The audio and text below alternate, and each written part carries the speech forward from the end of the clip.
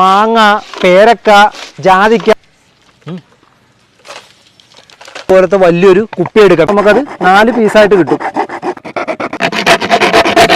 അതേ നോക്കിയേ, ഇതൊരു 4 ഇതായിട്ട് നമ്മൾ കട്ട് ചെയ്തിട്ടുണ്ട്. ഈ കത്രി വെച്ച് താഴത്തേക്ക് മുറിച്ചു കൊടുക്കാം. കറക്റ്റ് സ്ട്രെയിറ്റ് ആയിട്ട് ഈ ഒരു ഷേപ്പിലായിട്ടുണ്ട്. ഇപ്പം നോക്കിയേ, കയറി പൊക്കോളും.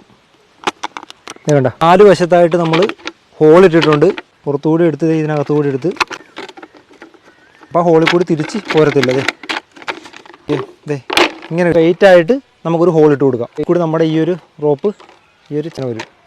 കണ്ട, ഈ ഒരു കൂടി 4 കയർ ഇതിനകത്തു കൂടി എടുത്തിട്ടുണ്ട്. കൂട്ടിക്കെട്ടണം. വലിച്ച് ടൈറ്റ് ആക്കിയിട്ടുണ്ട്. ടേപ്പ് അടിച്ച് ടൈറ്റായി.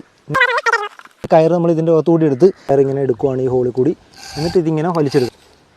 ഇതേ ഇവിടെ ഇട്ട് കെട്ടി എളുപ്പത്തിൽ ഇങ്ങനെ താഴ്ത്തിയാൽ പഴുത്ത മാങ്ങ, പഴുത്ത ജാതിക്ക, എന്ത് സാധനം വേണമെങ്കിലും പറിക്കാം.